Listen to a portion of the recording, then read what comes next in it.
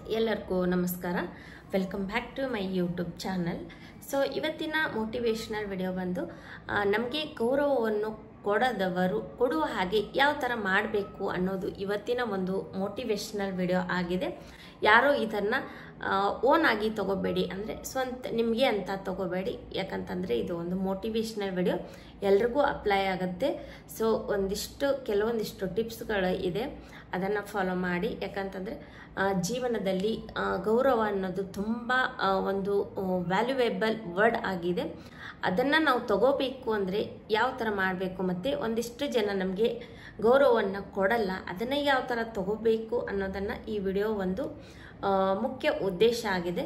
ಅದಕ್ಕೋಸ್ಕರ ಈ ವಿಡಿಯೋ ಮಾಡ್ತಾ ಇದ್ದೇನೆ. ಗೌರವ ಅಂತ ಅಂದರೆ ಏನು ಗೊತ್ತಾ? ಗೌರವ ಅಂತ ಅಂದರೆ ಇವಾಗ ಅದು ತಾನಾಗಲೇ ಬರಬೇಕು, ಅದನ್ನು ನಾವು ಪಡ್ಕೊಳ್ಬೇಕು ಅಂತ ಹಠ ಮಾಡೋದು ಅದು ಗೌರವ ಅನ್ನಲ್ಲ. ಅದು ತಾನಾಗೆ ಬರಬೇಕು ಅಂದರೆ ನಾವು ಆ ಥರ ಇರಬೇಕು. ಅಂದರೆ ಒಂದು ಗೌರವ ಯಾವ ಥರ ಬರುತ್ತೆ ಅಂದರೆ, ಕೇವಲ ಅವ್ರ ಜೊತೆ ನಾವು ನಗ್ನಗ್ತಾ ಮಾತಾಡೋದಾಗಲಿ ಈ ಥರ ಮಾಡಿದರೆ ಗೌರವ ಅನ್ನೋದು ನಮಗೆ ಬರಲ್ಲ. ಅಂದರೆ ನಗ್ನಗ್ತಾ ಮೇಲ್ಮೇಲೆ ಚೆನ್ನಾಗಿ ಮಾತಾಡಿದರೆ ಗೌರವ ಅನ್ನೋದು ಬರಲ್ಲ.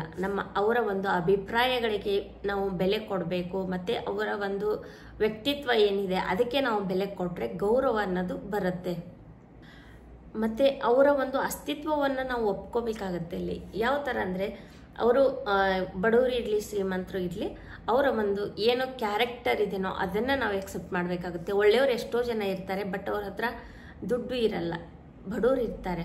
ಸೊ ಆ ಒಂದು ಅಸ್ತಿತ್ವಕ್ಕೆ ನಾವು ಬೆಲೆ ಕೊಟ್ಟರೆ ಅದೇ ಗೌರವ ಅಲ್ವಾ? ಗೌರವ ಅಂದರೆ ಇಷ್ಟೇ ಅರ್ಥ ಮಾಡ್ಕೋಬೇಕು ಇಲ್ಲಿ. ಆಮೇಲೆ ನೆಕ್ಸ್ಟ್ ಬಂದುಬಿಟ್ಟು, ಈ ಗೌರವ ಅನ್ನೋದು ನಾವು ಬೇಡ್ಕೊಂಡು ತಗೊಳ್ಳೋದಲ್ಲ.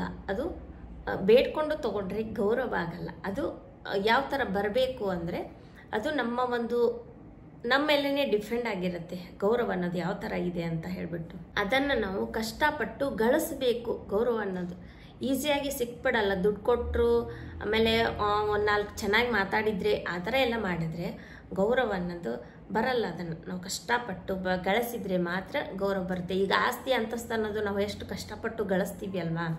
ಸೊ ಅದೇ ಥರ ಇದು ಕೂಡ ನಾವು ಗಳಿಸ್ಬೇಕು. ಇಲ್ಲಿ ಬೆಸ್ಟ್ ಒಂದು ಎಕ್ಸಾಂಪಲ್ ಹೇಳಬೇಕು ಅಂದರೆ, ಇವಾಗ ಒಬ್ಬರು ಟೀಚರ್ ಇರ್ತಾರೆ, ಆಮೇಲೆ ಒಬ್ಬರು ಸ್ಟೂಡೆಂಟ್ ಇರ್ತಾರೆ. ಸ್ಟೂಡೆಂಟ್ಸು ಟೀಚರ್ಸು ಯಾವ ಥರ ಒಂದು ಗೌರವ ಕೊಡ್ತಾರೆ ಟೀಚರ್ಸ್ಗೆ ಅಂತಂದರೆ, ಇವಾಗ ಟೀಚರ್ಸ್ ಬಂದುಬಿಟ್ಟು ಫ್ರೆಂಡ್ಲಿಯಾಗಿ ಆ ಸ್ಟೂಡೆಂಟ್ ಜೊತೆ ಇದ್ದರೆ ಗೌರವ ಸಿಗಲ್ಲ. ಅಂದರೆ ಇರ್ಬೋದು, ಫ್ರೆಂಡ್ಲಿಯಾಗಿ ಇರ್ಬೋದು, ಎಷ್ಟು ಖುಷಿಯಾಗಿ ಮಾತಾಡ್ತಾರೆ, ಎಷ್ಟು ಪ್ರೀತಿಯಿಂದ ಮಾತಾಡ್ತಾರೆ ಅನ್ನೋದು ಅಂದ್ರೂ ಕೂಡ ಅವರಿಗೆ ಗೌರವ ಸಿಗೋದು ಎಲ್ಲಿ ಅಂತಂದರೆ, ಅವ್ರು ಹೇಳೋ ಒಂದು ಪಾಠದ ಮೇಲೆ ಅವರಿಗೆ ಒಂದು ಗೌರವ ಕೊಡ್ತಾರೆ. ಅವ್ರ ಹತ್ರ ಯಾವ ಥರ ಒಂದು ನಾಲೆಜ್ ಇದೆ ಮತ್ತು ಅವರು ಯಾವ ಥರ ಕ್ಲಾಸ್ ತಗೋತಾರೆ ಅನ್ನೋದ್ರ ಮೇಲೆ ಡಿಪೆಂಡ್ ಆಗಿದೆ. ಅದರ ಮೇಲೆ ಗೌರವ ಕೊಡ್ತಾರೆ ಸ್ಟೂಡೆಂಟ್ಸ್, ಹೊರತಾಗಿ ಪ್ರೀತಿಯಿಂದ ಮಾತಾಡಿ ಅವ್ರ ಜೊತೆ ಫ್ರೆಂಡ್ಲಿಯಾಗಿ ಇದ್ದ ತಕ್ಷಣ ಯಾವ ಸ್ಟೂಡೆಂಟ್ಸು ಕೂಡ ಟೀಚರ್ಸಿಗೆ ಗೌರವವನ್ನು ಕೊಡಲ್ಲ. ಅದಕ್ಕೋಸ್ಕರ ನಮ್ಮ ಒಂದು ನಾಲೆಜನ್ನು ನಾವು ಅವರಿಗೆ ಡಿಸ್ಕ್ರೈಬ್ ಮಾಡಿದಾಗ, ಎಕ್ಸ್ಪ್ಲೇನ್ ಮಾಡಿದಾಗ ಅವರು ನಮಗೆ ರೆಸ್ಪೆಕ್ಟ್ ಕೊಡ್ತಾರೆ. ನಮ್ಮ ಹತ್ರ ಏನು ನಾಲೆಜ್ ಇದೆಯೋ ಅದನ್ನಷ್ಟೇ ನಾವು ತೋರಿಸ್ಬೇಕು. ನಾವು ಜಾಸ್ತಿ ಫ್ರೆಂಡ್ಲಿಯಾಗಿರೋದ್ರಿಂದ ಯಾವ ರೆಸ್ಪೆಕ್ಟು ಸಿಗಲ್ಲ. ಅದನ್ನು ನಾವು ಮೊದಲು ಅರ್ಥ ಮಾಡ್ಕೋಬೇಕಾಗಿ ಇಲ್ಲಿ. ಮತ್ತು ಸ್ಟೂಡೆಂಟ್ಸು ಅಬ್ಸರ್ವ್ ಮಾಡ್ತಾ ಇರ್ತಾರೆ, ಯಾವ ಥರ ಇವರು ಅಂತ, ನಮ್ಮ ಟೀಚರ್ಸ್ ಯಾವ ಥರ ಅಂತ ಹೇಳ್ಬಿಟ್ಟು ಅಬ್ಸರ್ವ್ ಮಾಡ್ತಾ ಇರ್ತಾರೆ. ಸೊ ನಾವು ನಮ್ಮ ವ್ಯಕ್ತಿತ್ವವನ್ನು ನಾವು ಕರೆಕ್ಟಾಗಿ ಇಟ್ಕೋಬೇಕು. ಅಂದರೆ ನಮ್ಮ ವ್ಯಕ್ತಿತ್ವದ ಮೇಲೇನೂ ಗೌರವ ಕೊಡೋದು ಹೋಗುತ್ತೆ. ಸೊ ಅಂದರೆ ಅವರು ನಮಗೆ ಅದರ ಮೇಲೂ ನಮ್ಮ ವ್ಯಕ್ತಿತ್ವ ನೋಡಿನೂ ಕೂಡ ಗೌರವ ಕೊಡ್ತಾರೆ. ಅದಕ್ಕೋಸ್ಕರ ಜ್ಞಾನ ಮತ್ತು ನಮ್ಮ ಒಂದು ವ್ಯಕ್ತಿತ್ವವನ್ನು ಅವ್ರ ಮುಂದೆ ಯಾವ ಥರ ಇರುತ್ತೋ ಆ ಥರ ನಮಗೆ ಗೌರವ ರಿಟರ್ನ್ ಬ್ಯಾಕ್ ಆಗುತ್ತೆ. ಅದನ್ನು ನಾವು ಅರ್ಥ ಮಾಡ್ಕೋಬೇಕು. ನಮಗೆ ಗೌರವ ಸಿಗಬೇಕು ಅಂತ ಅಂದರೆ ನಾವು ಏನು ಮಾಡಬೇಕು, ಹೇಗೆ ಇರಬೇಕು ಅನ್ನೋದನ್ನು ಹೇಳ್ಕೊಡ್ತೇನೆ. ಮೊದಲನೇದಾಗಿ ಬಂದುಬಿಟ್ಟು, ನಮ್ಮ ಒಂದು ನಡವಳಿಕೆ ಕರೆಕ್ಟಾಗಿ ಇರಬೇಕು. ನಡವಳಿಕೆ ಕರೆಕ್ಟಾಗಿ ಇರಬೇಕು ಅಂತಂದರೆ ನಾವು ಶಿಸ್ತಿಂದ ಇರಬೇಕು. ಆಮೇಲೆ ಅವರ ಜೊತೆ ಮಾತಾಡುವುದರಲ್ಲಿ ವಿನಯತೆ ಇರಬೇಕು. ಆಮೇಲೆ ನೆಕ್ಸ್ಟ್ ಬಂದುಬಿಟ್ಟು ನಮ್ಮ ಒಂದು ಟೈಮ್ ಸೆನ್ಸ್ ಅನ್ನೋದು ತುಂಬ ಇಂಪಾರ್ಟೆಂಟ್. ನಾವು ಕರೆಕ್ಟಾಗಿ ಒಂದು ಟೈಮ್ನ ಮೇಂಟೈನ್ ಮಾಡಬೇಕು. ಆಮೇಲೆ ಡಿಸಿಪ್ಲಿನ್ ಆಗಿ ಇರಬೇಕು. ಮತ್ತು ನೆಕ್ಸ್ಟ್ ಬಂದುಬಿಟ್ಟು ಜವಾಬ್ದಾರಿಯಿಂದ ಇರಬೇಕು. ಜವಾಬ್ದಾರಿಯಿಂದ ಇರೋದು ನಮ್ಮ ಒಂದು ಕರ್ತವ್ಯ. ಸೊ ಆವಾಗ ನಮಗೆ ಗೌರವ ಅನ್ನೋದು ಬರುತ್ತೆ. ಇವೆಲ್ಲ ಇದ್ದರೆ ಇವುಗಳನ್ನೆಲ್ಲ ನಾವು ಫಾಲೋ ಮಾಡಬೇಕು. ಜವಾಬ್ದಾರಿಯಿಂದ ಇರೋದು, ಆಮೇಲೆ ಸಮಯ ಪಾಲನೆಯನ್ನು ಮಾಡೋದು, ಮತ್ತು ವಿನಯತೆಯಿಂದ ಬೇರೆದವ್ರ ಜೊತೆ ನಾವು ಕಮ್ಯುನಿಕೇಷನ್ ಮಾಡಬೇಕು. ಆಮೇಲೆ ನೆಕ್ಸ್ಟ್ ಬಂದ್ಬಿಟ್ಟು ನಮ್ಮ ವ್ಯಕ್ತಿತ್ವವನ್ನು ನಾವು ಗ್ರೋತ್ ಮಾಡಬೇಕು, ಬೆಳವಣಿಗೆ ಮಾಡಬೇಕು. ಯಾವ ಥರ ಬೆಳವಣಿಗೆ ಮಾಡಬೇಕು ಅಂತಂದರೆ ಓದು, ಜ್ಞಾನ ಮತ್ತು ಶಿಸ್ತು, ಇವುಗಳಿಂದ ನಮ್ಮ ಒಂದು ವ್ಯಕ್ತಿತ್ವ ಏನಾಗುತ್ತೆ, ಬೆಳವಣಿಗೆ ಆಗುತ್ತೆ. ಆಮೇಲೆ ನೆಕ್ಸ್ಟ್ ಬಂದ್ಬಿಟ್ಟು ಜನ ಏನಿದ್ದಾರೋ ಅವರು ನಮ್ಮ ಅಭಿಪ್ರಾಯವನ್ನು ಕೇಳಕ್ಕೆ ಯಾವಾಗ ಬರ್ತಾರೋ ಅವಾಗ ನಮ್ಮ ಗೌರವ ಜಾಸ್ತಿ ಆಗುತ್ತೆ ಅವಾಗ ಅಲ್ವಾ. ಅಂದರೆ ಒಂದು ಇವಾಗ ಏನೋ ಒಂದು ಪ್ರಾಬ್ಲಮ್ ಆಗಿರುತ್ತೆ ಅವರಿಗೆ, ಅವ್ರು ಬಂದ್ಬಿಟ್ಟು ನಮಗೆ ಸೊಲ್ಯೂಷನ್ ಕೇಳ್ತಾ ಇರ್ತಾರೆ. ಅಂದರೆ ಯಾಕೆ ಬರ್ತಾರೆ ಅವರು? ಸುಮ್ಮನೆ ಅಂತೂ ಬರಲ್ಲ. ಅವರು ನಮಗೆ ಒಂದು ರೆಸ್ಪೆಕ್ಟ್ ಕೊಟ್ಟು ಬಂದಿರ್ತಾರೆ, ಮತ್ತು ಗೌರವ ಇರುತ್ತೆ ಅವರೇನೆ ನಮ್ಮ ಮೇಲೆ, ಅದಕ್ಕೋಸ್ಕರ ಅವರು ಬಂದಿರ್ತಾರೆ. ಆವಾಗ ನಮ್ಮ ಗೌರವ ಇನ್ನೂ ಜಾಸ್ತಿ ಆಗುತ್ತೆ. ಅಂದರೆ ನಮಗೆ ಸೆಲ್ಫ್ ಫೀಲ್ ಆಗುತ್ತಲ್ವಾ, ಏನೇ ಪ್ರಾಬ್ಲಮ್ ಆದರೂ ನಮ್ಮನ್ನೇ ಕೇಳ್ತಾರೆ ಅನ್ನೋ ಒಂದು ಮನೋಭಾವನೆ ನಮ್ಮ ಹತ್ರ ಬರುತ್ತಲ್ವ. ಸೊ ಅದಕ್ಕೋಸ್ಕರ ಅದೂ ಒಂದು ಚೆನ್ನಾಗಿ ನಾವು ಫಾಲೋ ಮಾಡಬೇಕು. ಅಂದರೆ ಅದನ್ನು ನಾವು ಉಳಿಸ್ಕೊಂಡು ಹೋಗಬೇಕು, ಆವಾಗ ಜಾಸ್ತಿ ಆಗುತ್ತೆ ತಾನಾಗೆ. ಆಮೇಲೆ ನೆಕ್ಸ್ಟ್ ಬಂದ್ಬಿಟ್ಟು ಆತ್ಮವಿಶ್ವಾಸ ಅನ್ನೋದು ತುಂಬ ಇಂಪಾರ್ಟೆಂಟ್. ಆತ್ಮವಿಶ್ವಾಸ ಒಂದು ಇತ್ತು ಅಂದರೆ ನಾವು ಎಷ್ಟು ಬೇರೆದವರು ನಮಗೆ ಹೀಯಾಳಿಸಿದ್ರು ಏನೇ ಮಾಡಿದ್ರು ನಾವು ಅಂದರೆ ಆತ್ಮವಿಶ್ವಾಸ ಅನ್ನೋ ನಮ್ಮ ಹತ್ರ ಇದ್ದರೆ ನಮಗೆ ಏನೂ ಪ್ರಾಬ್ಲಮ್ ಆಗಲ್ಲ. ಅದರಿಂದ ನಾವು ಜಾಸ್ತಿ ನಮ್ಮ ವ್ಯಕ್ತಿತ್ವವನ್ನು ಬೆಳೆಸ್ಬಹುದು. ಮತ್ತು ಯಾರು ನಮ್ಮನ್ನು ತಿರಸ್ಕರಿಸಿರ್ತಾರೋ ಅವ್ರ ಮುಂದೆ ನಾವು ಬೆಳಕು ತೋರಿಸ್ಬೋದು. ಯಾಕಂತಂದರೆ ಈ ಆತ್ಮವಿಶ್ವಾಸ ಅನ್ನೋದು ತಾನಾಗೆ ಬರಲ್ಲ, ಅದನ್ನು ನಾವು ಇಟ್ಕೋಬೇಕು. ಆ ಥರ ಅಂದರೆ ನಾವು ದೃಢವಾಗಿ ಇರಬೇಕು, ಅಷ್ಟು ನಾವು ನಮ್ಮ ಮೇಲೆ ಕಾನ್ಫಿಡೆಂಟ್ ಆಗಿರಬೇಕು. ಸೊ ಆವಾಗ ನಾವು ಏನಾದರೂ ಒಂದು ಅಚೀವ್ ಮಾಡ್ತೀವಿ.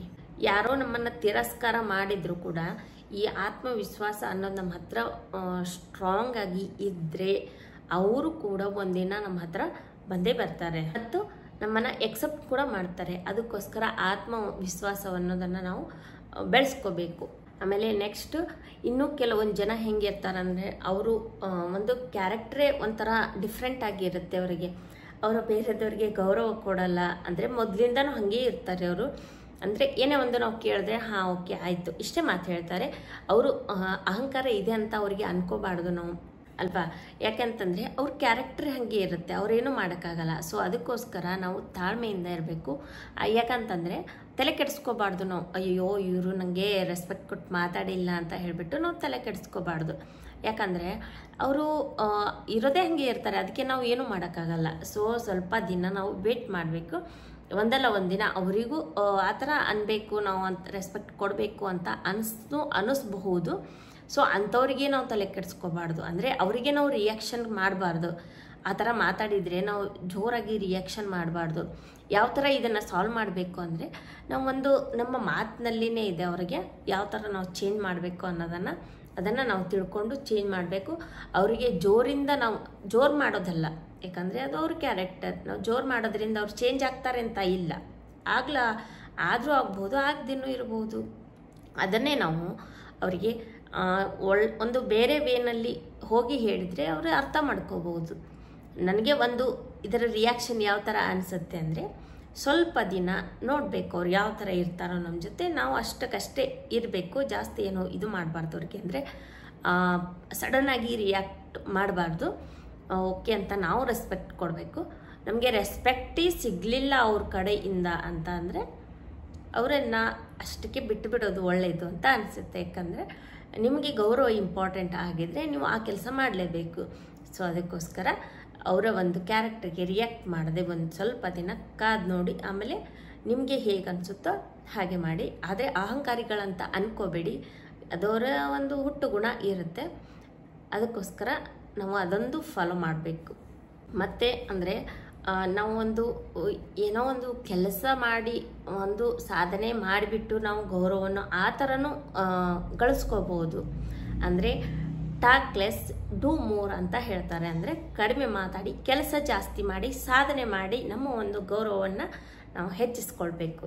ನೆಕ್ಸ್ಟ್ ಶಾಶ್ವತವಾಗಿ ಬದಲಾವಣೆಯನ್ನು ಯಾವ ಥರ ಮಾಡಬೇಕು ಅಂತ ಅಂದರೆ ಮೊದಲನೇದಾಗಿ ಬಂದುಬಿಟ್ಟು ನಾವು ನಿರಂತರವಾಗಿ ಸುಧಾರಣೆಯನ್ನು ಮಾಡ್ಕೋಬೇಕು. ಅಂದರೆ ಸ್ಟೆಪ್ ಬೈ ಸ್ಟೆಪ್ ಇಂಪ್ರೂವ್ ಮಾಡ್ಕೋತ ಹೋಗಬೇಕು. ಮತ್ತು ಕೆಲವರಿಂದ ನಮಗೆ ಗೌರವ ಅನ್ನೋದು ಸಿಕ್ಕಾಗ ಅದನ್ನು ನಾವು ಹೀಯಾಳಿಸಬಾರ್ದು, ತ್ಯಜಿಸಬಾರ್ದು, ಮತ್ತು ಅವಮಾನವನ್ನು ಮಾಡಬಾರ್ದು. ಅದನ್ನು ಕೂಡ ನಾವು ಒಂದು ವಿನಯತೆಯಿಂದ ಸ್ವೀಕರಿಸಬೇಕು. ಆವಾಗ ಬದಲಾವಣೆಯನ್ನು ಈ ಥರನೂ ನಾವು ಮಾಡ್ಬೋದು. ಇಷ್ಟೆಲ್ಲ ನೀವು ಪ್ರಯತ್ನ ಮಾಡಿದರೂ ಅವರು ನಿಮಗೆ ಗೌರವ ಕೊಡಲೇ ಇಲ್ಲ ಅಂತ ಅಂದರೆ ಯಾವ ಥರ ತಗೋಬೇಕು ಅಂತ ಅಂದರೆ ಜಾಸ್ತಿ ತಲೆ ಕೆಡಿಸ್ಕೊಳ್ಳೋ ಅವಶ್ಯಕತೆನೇ ಇಲ್ಲ. ನಮ್ಮ ಒಂದು ಕೆಲಸದ ಮೇಲೆ ನಾವು ಗೌರವವನ್ನು ತಗೋಬಹುದು. ಮತ್ತು ನಮ್ಮ ಒಂದು ನಡವಳಿಕೆ, ಆಮೇಲೆ ನಾವು ಇರೋ ಒಂದು ಪ್ರಾಮಾಣಿಕತೆಯ ಮೇಲೆ ಒಂದಲ್ಲ ಒಂದಿನ ಅವರು ಗೌರವವನ್ನು ಕೊಡುವಂಥ ಪರಿಸ್ಥಿತಿ ಬಂದರೂ ಬರಬಹುದು. ಇಷ್ಟೆಲ್ಲ ಹೇಳಿದ ಮ್ಯಾಗೆ ಇಷ್ಟು ಮಾತ್ರ ಹೇಳೋಕೆ ಇಷ್ಟಪಡ್ತೇನೆ. ಯಾಕಂತಂದರೆ ಗೌರವ ಅನ್ನೋದು ಅಷ್ಟು ಎಲ್ರಿಗೂ ಅದು ಒಳ್ಳೆ ಒಂದು ವಿಚಾರವಾಗಿದೆ. ಎಲ್ರಿಗೂ ಕೊಟ್ಟು ಗೌರವವನ್ನು ತಗೊಳ್ಳಿ. ಯಾಕಂತಂದರೆ ಗೌರವ ನಾವು ಕೊಡದೇ ಇದ್ದರೆ ಅದು ನಮಗೆ ರಿಟರ್ನ್ ಆಗಲ್ಲ. ನಾವು ಕೊಟ್ಟರೆ ಅದು ಸಿಗುತ್ತೆ, ನಾವು ಕೊಡಲೇ ಇಲ್ಲ ಅಂದರೆ ಅದು ಸಿಗಲ್ಲ. ನಮ್ಮ ಒಂದು ಕೆಲಸದ ಮೇಲೆ, ನಮ್ಮ ಸಾಧನೆ ಮೇಲೆ ಮತ್ತು ನಮ್ಮ ಬೆಳವಣಿಗೆಯ ಮೇಲೆ ಒಂದು ನೋಡಿ ಬಿಟ್ಟು ಅವರು ನಮಗೆ ಗೌರವವನ್ನು ಕೊಡಬಹುದು ಅಂತ ಹೇಳ್ತೇನೆ. ಇಷ್ಟು ಹೇಳಿ ಈ ವಿಡಿಯೋನ ಇವಲ್ಲಿಯೇ ಎಂಡ್ ಮಾಡ್ತಾ ಇದ್ದೇನೆ. ಮತ್ತು ನಿಮಗೆ ನಾನು ಮುಂದಿನ ವಿಡಿಯೋದಲ್ಲಿ ಬೇರೆ ಒಂದು ಕಂಟೆಂಟ್ ಜೊತೆಗೆ ಸಿಗ್ತೇನೆ. ಯಾರೆಲ್ಲ ನನ್ನ ಚಾನಲ್ ಸಬ್ಸ್ಕ್ರೈಬ್ ಮಾಡ್ಕೊಂಡಿಲ್ಲ ದಯವಿಟ್ಟು ಸಬ್ಸ್ಕ್ರೈಬ್ ಮಾಡ್ಕೊಳ್ಳಿ. ಪದೇ ಪದೇ ಹೇಳ್ತಾ ಇದ್ದೀನಿ, ಸೊ ದಯವಿಟ್ಟು ಸಬ್ಸ್ಕ್ರೈಬ್ ಮಾಡ್ಕೊಳ್ಳಿ. ಹಾಗೆ ಒಂದು ಲೈಕ್ ಕೊಡೋದನ್ನು ಮರಿಬೇಡಿ. ಹಾಗೆ ಒಂದು ಮುದ್ದಾದ ಕಮೆಂಟ್ ಹಾಕೋದನ್ನು ಕೂಡ ಮರಿಬೇಡಿ. ನಿಮ್ಮ ಅನಿಸಿಕೆಯನ್ನು ಕಮೆಂಟ್ ಮೂಲಕ ತಿಳಿಸಿ. ಮತ್ತು ನಿಮಗೆ ಯಾವ ಥರ ವಿಡಿಯೋ ಬೇಕು ಅಂತ ಹೇಳಿಬಿಟ್ಟು ಕಮೆಂಟಲ್ಲಿ ನನಗೆ ರಿಪ್ಲೈ ಮಾಡಿ. ಬಾಯ್ ಬಾಯ್.